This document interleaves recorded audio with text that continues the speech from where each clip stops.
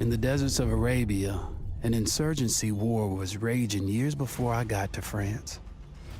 Tribes of Bedouins had united to fight a war that was very different from the one we fought in the trenches. Using small, mobile units, they challenged the might of an empire, and they were rallied around the ideas of a single, influential warrior. Ideas of freedom and change.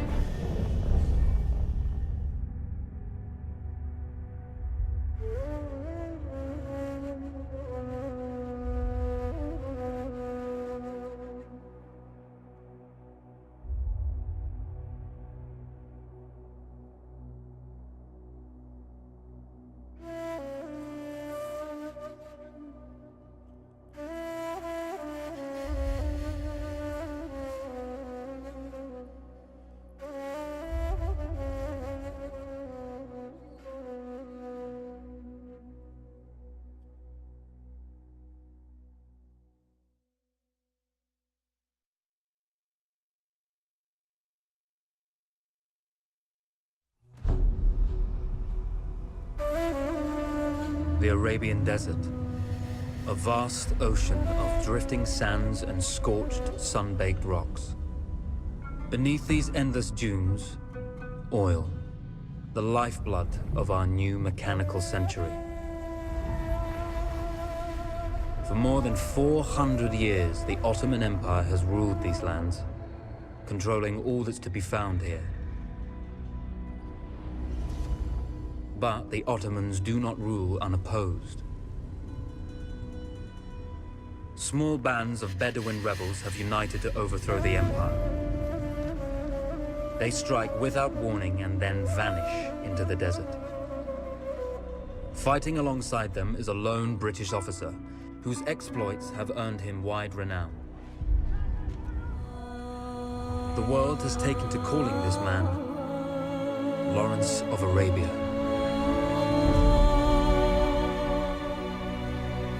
In the desert, you rely on good planning, but you also hope for a dash of luck. And luck was with us when we learned of a recently derailed Ottoman train carrying a most interesting piece of cargo.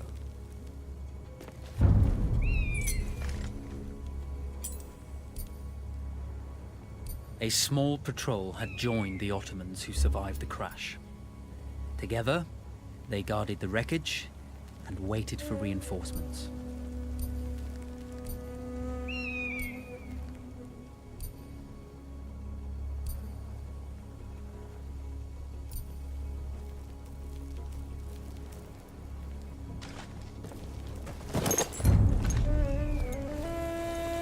A lone fighter has just one advantage over a large enemy force.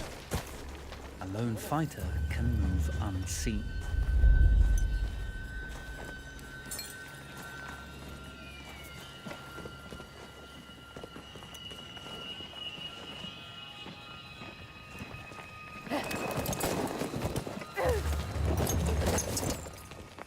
Arkamı kolla.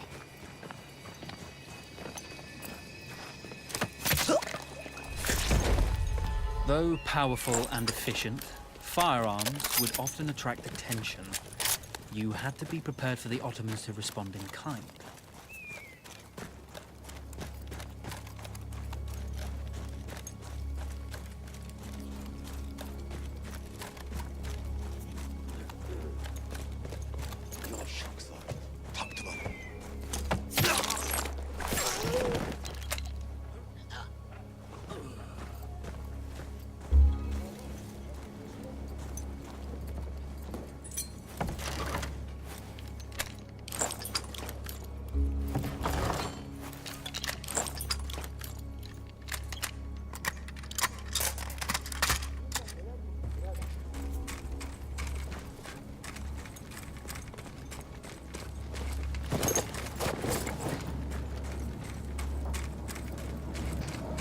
Bir bokluk çıkıyor ya, değil mi?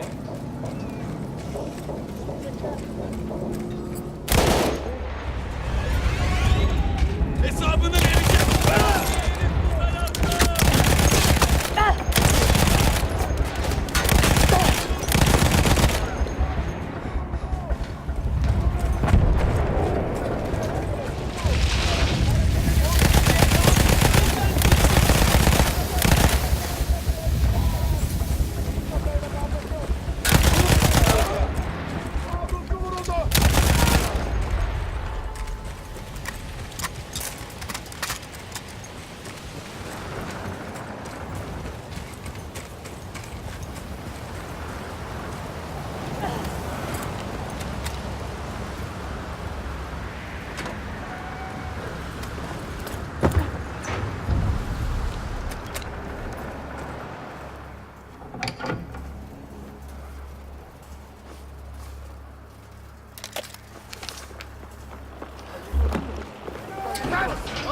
Come out!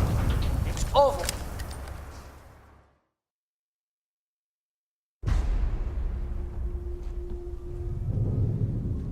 Well, you did not think we would be fast enough to catch you here, did you? Lawrence of Arabia.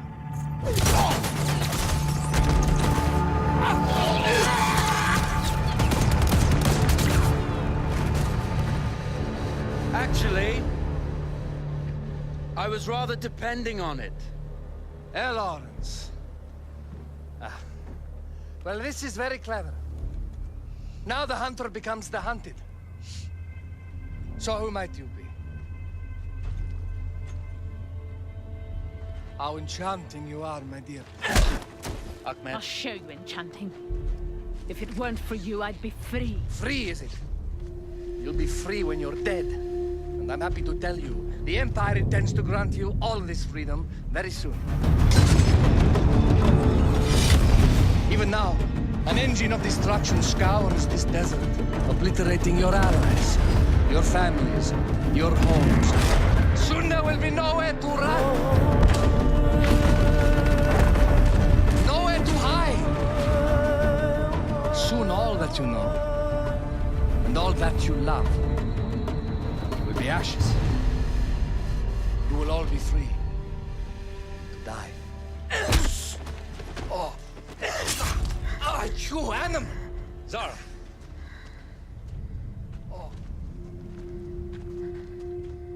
Now I understand that you would like nothing more than to strip the flesh from that man's feet and send him off into the desert naked to die. But think about it. You're right. I'm sorry. My friend here, she can be a little brusque. You're going to tell me how to lie to your train, so we can lure it into a trap and destroy it. Impossible. To even begin to talk to that train, you would need an entire book of communication codes. Oh, like this one, you mean? You can never stop the progress of machines. One day, the whole world will take your lands and the precious black gold beneath its sands. We shall see, my friend.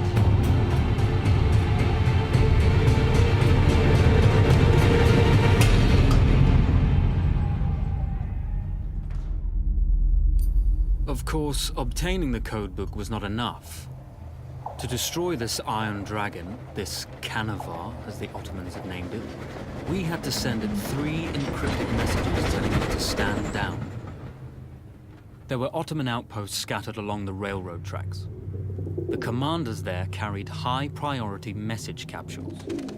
We had to use those to send our orders.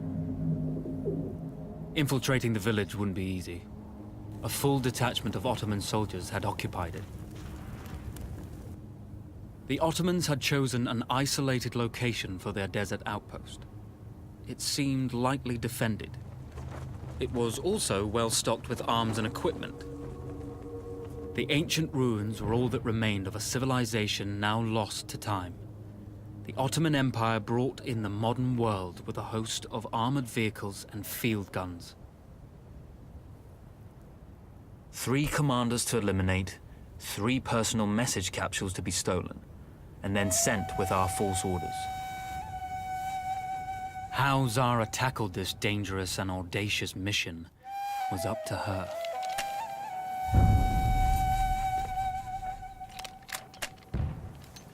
The Bedouin treasured their horses, and in return, those animals granted their riders unparalleled speed and mobility.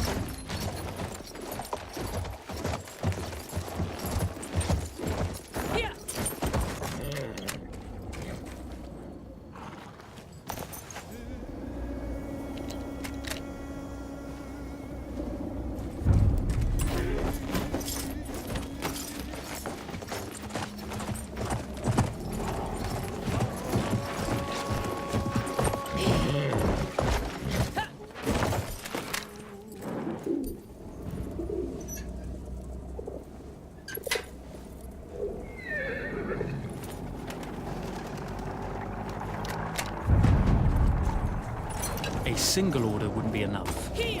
Ottoman protocol required the message to be received in triplicate before the train would acknowledge it as a ship.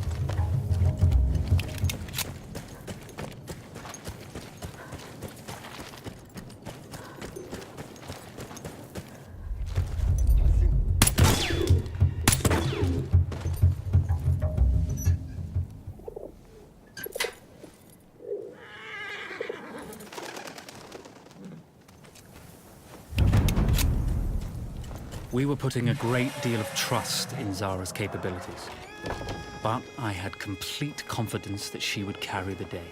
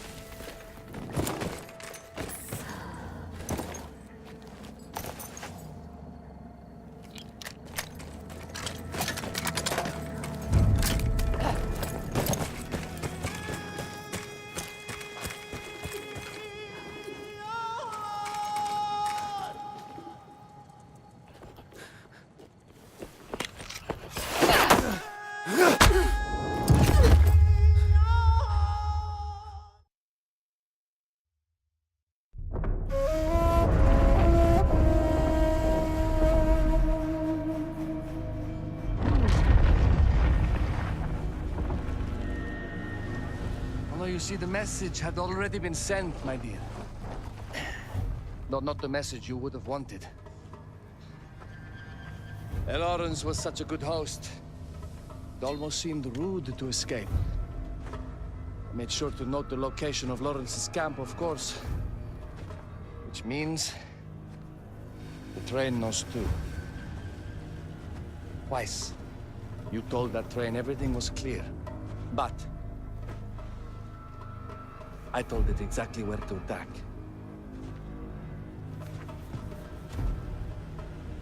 The beast has your scent, my dear.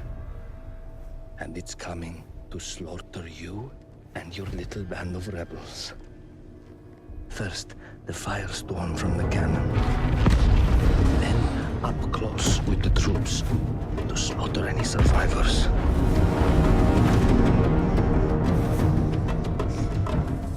The legend of Lawrence of Arabia dies tonight.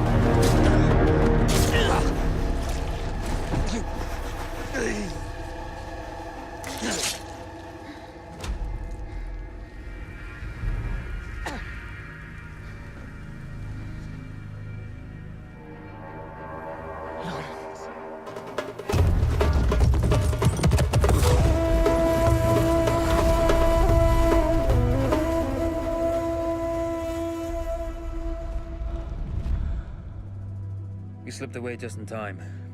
Tilkichi was a fool to think we'd ever stay after he escaped. The carnival won't stop hunting us. No, it won't. Let me think. The train's coming a long way. So it'll have to stop to take on water. That's where we strike. Agreed. I'll deal with any sentries, then rig explosives on the track. Yes, and I'll rally our fighters. When I blow the lines, the train will be trapped. So when you hear the blast, you need to attack them with everything you have. It's good. But you know that there's a chance the men may not come. You may set off those explosives and find you're out there all alone. You know that. I guess I won't know either way until I set it off.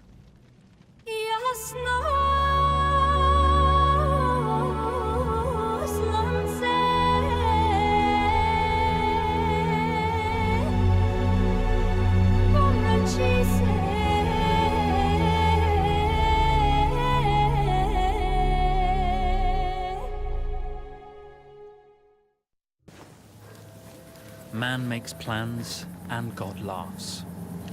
As it turned out, the small town where we would ambush the train had a significant enemy presence. Those troops would have to be dealt with before the explosives could be set.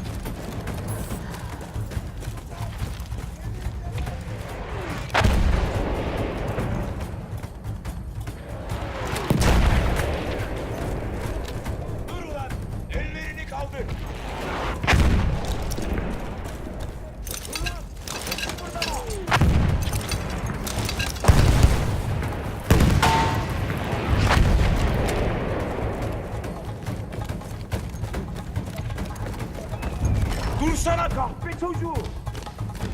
Bunun beynini ödeyecek! Senin evladı! Haydi! Teslim olursan kendini orada olduğunu biliyorum. Bittin görür. Kahpe çocuğu orada ortaya çıkarsan merhamet gösteririm. Oradaki! Vur!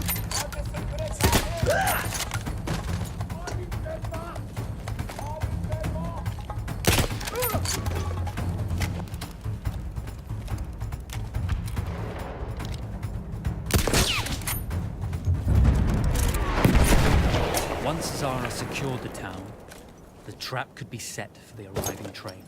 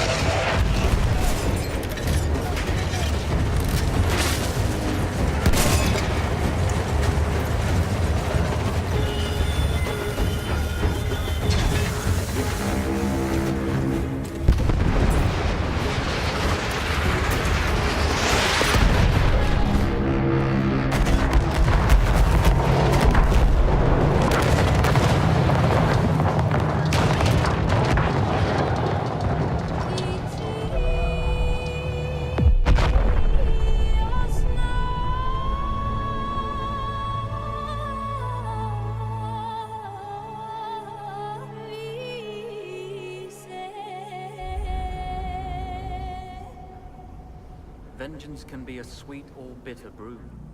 How did you find it, Zara?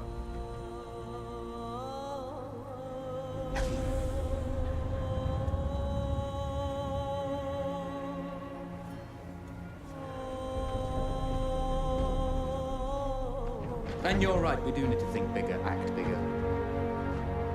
Maybe even the Suez Canal.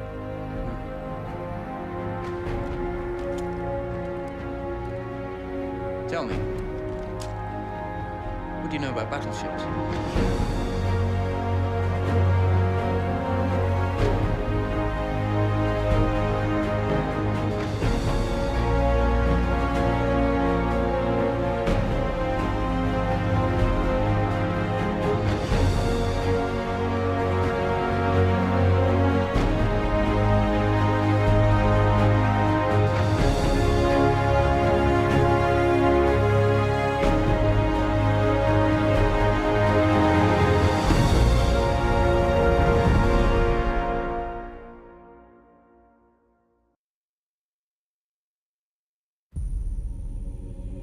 One day, all this will be over.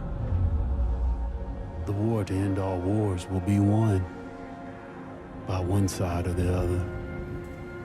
The guns will rust, grass will grow, and there'll be nothing left of any of this. The land will heal itself, as everything does in the end. We'll be long gone by then, but maybe not forgotten. History only remembers 1 in 1,000 of us. Then the future will be filled with stories of who we were and what we did, how we lived, how we fought, and how we died. When this is all over and the war is won, they will remember us. But until that day comes, we will stand. We will look death in the eye. And we will fight.